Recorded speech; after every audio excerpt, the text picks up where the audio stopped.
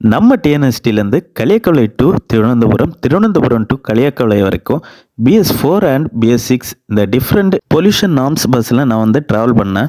இந்த ரூட் எப்படி இருக்குன்னு பார்த்தீங்கன்னா, நிறைய வளைவுகள் மற்றும் மேடு அண்ட் பள்ளம் அப்படி தான் இருந்துச்சு. ஆனால் நான் ட்ராவல் பண்ண டைம் பார்த்தீங்கன்னா ஏர்லி மார்னிங் 3:00 அண்ட் 5:00. 3:00 வந்து நான் களியக்கவிளையிலேருந்து திருவனந்தபுரத்துக்கும், 5:00 வந்து திருவனந்தபுரத்துலேருந்து நாகர்கோவிலுக்கும் ட்ராவல் பண்ணேன். களியக்கவிளையிலேருந்து திருவனந்தபுரம் போகும்போது BS4லாம், திருவனந்தபுரத்துலேருந்து களியக்கவிளை வரும்போது BS6லையும் ட்ராவல் பண்ணியிருந்தேன். திருவனந்தபுரம் போகும்போது BS4 வேறு லெவல் பண்ணிச்சு. 72 வரைக்கும் ஓட்டினாங்க. அதுவும் இந்த BS4 வந்து இந்த ஏத்தெல்லாம் ஏறும்போது செமையாயிருச்சு. செம பிக்கப், நல்லா மெயின்டைன் பண்ணி வச்சுருந்தாங்க பஸ்ஸு. அதே மாதிரி கம்ஃபர்ட் வைஸும் ரொம்பவே நல்லா இருந்துச்சு. BS4க்கும் BS6க்கும் நிறைய டிஃப்ரென்ஸ் இருக்குது. BS6ல் நான் ட்ராவல் பண்ணும்போது பின்னாடி நிறைய ஜம்ப் ஆகுற மாதிரி இருந்துச்சு. லாஸ்ட்டு சீட்டில் இருக்கும்போது ரொம்பவே ஜம்பிங் ஃபீல் ஆச்சு BS4 கம்பேர் பண்ணும்போது.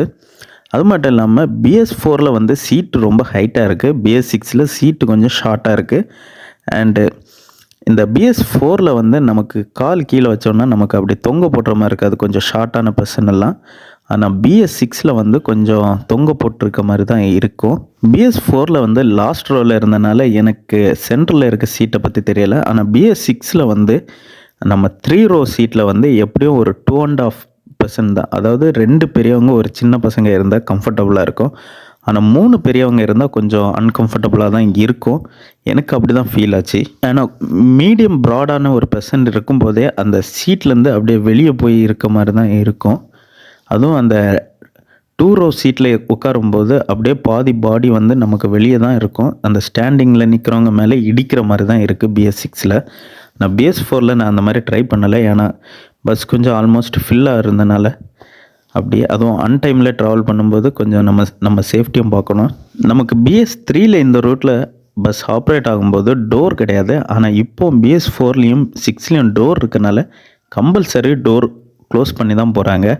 அது ரொம்பவே நல்லது. ஏன்னா வண்டி ரொம்ப ஆடி போகும்போது எந்த ஒரு கொஞ்சம் சேஃப்டியாக இருக்கும் உள்ள நிற்கிற ஸ்டாண்டிங் பேசஞ்சருக்கு. ஏன்னா அந்த ஒரு பயம் இருக்காது. திருவனந்தபுரத்தில் எனக்கு முன்னாடி ஒரு KSRTC இருந்தது. அப்போது ஒரு ஆள் சொன்னாங்க அந்த பஸ் தான் ஃபஸ்ட்டு எடுக்கணும். சரி KSRTCயில் போகலாம் அப்படின்னு அதில் போய் உட்காந்துருந்தேன். அந்த டைம் நம்மளோட BS6 லைட்டாக மூவ் பண்ணாங்க. சரி நம்ம பஸ் தான் எடுக்குதுன்னு அப்படின்னு வந்து ஏறி உட்காந்தா அந்த பஸ்ஸு எடுத்து தான் பின்னாடி வந்து ஹால்ட் பண்ணாங்க.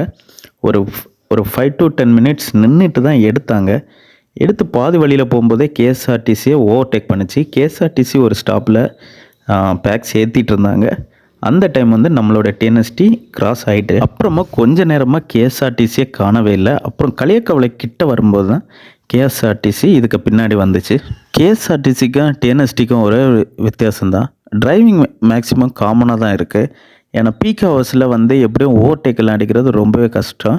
எப்படியும் கண்டினியூஸாக தான் போகிறாங்க, அவங்க வரிசையாக தான் அப்படியே போகிறாங்க. இப்போது KSRTC ஒன்று முன்னாடி போச்சுன்னா பின்னாடி ஒரு TNSTC போகுது. ஒரு 2-3 TNSTCக்கு அப்புறம் தான் ஒரு KSRTC இன்னும் திரும்ப வருது. அந்த மாதிரி தான் இருக்குது. ஆனால் க்ளீனிங் வைஸில் வந்து KSRTC ரொம்ப நல்லா வச்சுருக்காங்க.